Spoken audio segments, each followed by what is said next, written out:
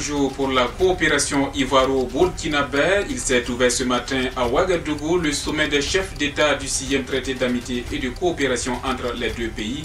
Le président ivoirien Alassane Dramane Ouattara est arrivé depuis hier après-midi à Ouagadougou. Le contingent burkinabé de la mission onusienne de maintien de paix au Darfour est en fin de mission. Une première vague du bataillon LAFI 8 a atterri hier à l'aéroport international de Ouagadougou. La population de Kunkunfano n'ont plus que 24 heures pour déguerpir de la localité. Un ultimatum leur avait été lancé hier lundi. Mesdames et messieurs, voilà pour le menu du journal de ce mardi 18 juillet 2017 sur la radio B24. Bonjour et merci pour votre fidélité. Grand jour pour la coopération entre la Côte d'Ivoire et le Burkina Faso. Ce mardi 18 juillet 2017, en effet, se tient ici à Ouagadougou le sommet des chefs d'État des deux pays. Le président ivoirien Alassane Dramane Ouattara, arrivé hier après-midi, et son gouvernement participent aux côtés du gouvernement burkinabé avec à sa tête le président du Faso Roch Marc Christian Kaboré au 6e sommet du traité d'amitié et de coopération. Pour le chef de l'État ivoirien, des étapes ont été franchies, mais il faut aller plus vite. Des étapes ont été franchies, mais nous devons aller faire davantage.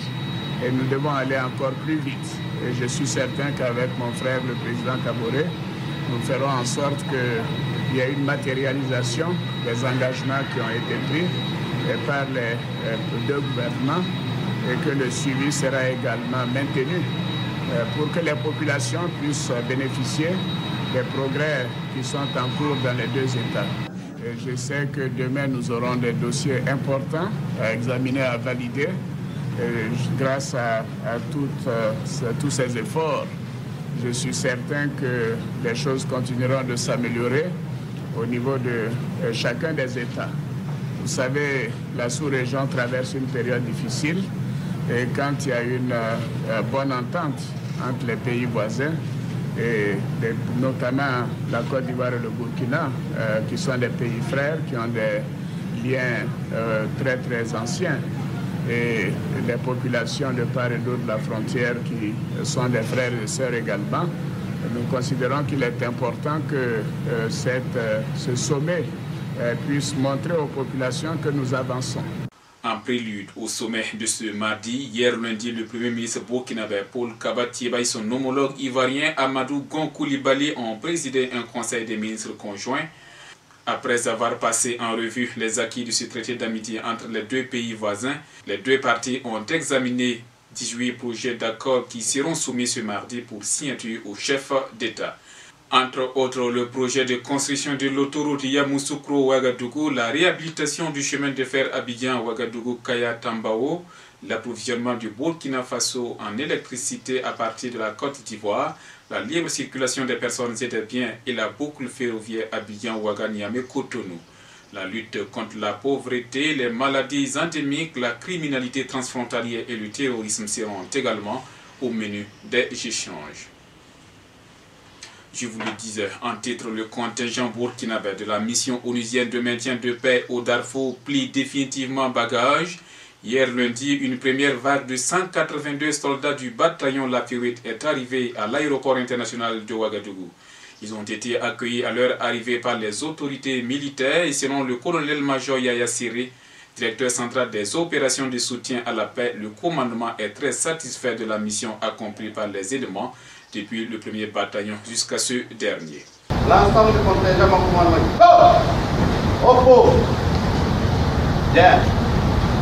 Alors, nous vous souhaitons la bienvenue au nom du chef d'état-major général des armées et de l'ensemble du commandement.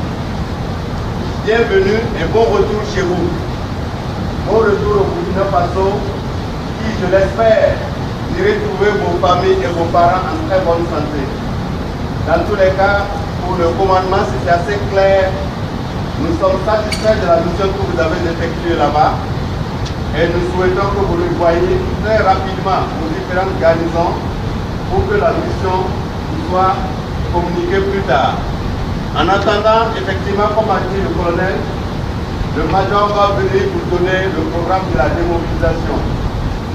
Le reste des 800 hommes du bataillon arriveront successivement jusqu'au 22 juillet 2017. Et puis, dans un communiqué, le gouvernement burkinabé a qualifié d'illégal le mouvement du débrayage général initié par le syndicat autonome des agents du Trésor du Burkina.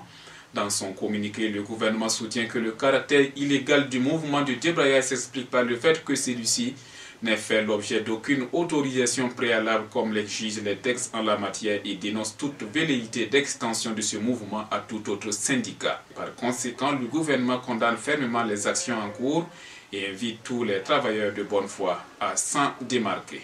La suite de ce journal, l'ONG Appui aux initiatives de développement local en abrégé APIL a tenu sa 19e Assemblée générale ordinaire le vendredi 14 juillet dernier à Zignaré, chef-lieu de la région du plateau central. Une assemblée générale ordinaire au cours de laquelle l'ONG APIL a dressé le bilan de ses activités de l'année 2016 devant ses membres et partenaires. Le reportage de notre correspondant à Zignaré, Séverin Hamza Kabouri.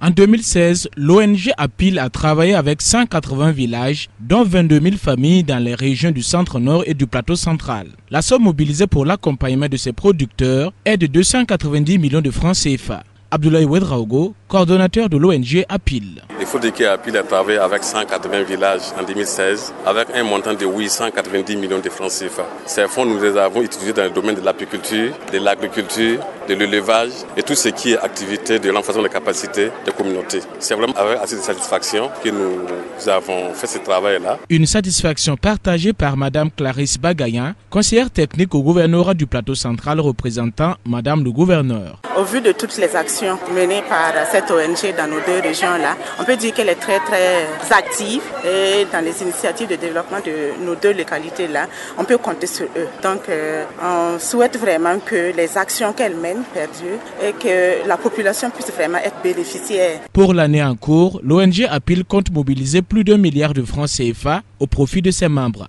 Abdoulaye Ouedraogo. Pour 2017-2018, c'est un montant de 1 milliard 880 millions de francs CFA qui sont remis en tout cas à l'ONG APIL pour continuer le combat. Et c'est quoi les perspectives, c'est accompagner l'agriculture innovante à travers la mise en place de fermes modèles de production. C'est également pouvoir construire des outils de stockage dans les localités, mais surtout travailler également à gérer la question de commercialisation. Des kits d'élevage ont été remis à certains producteurs. Séverin Hamza Kabouri, Zignaré pour Burkina 24.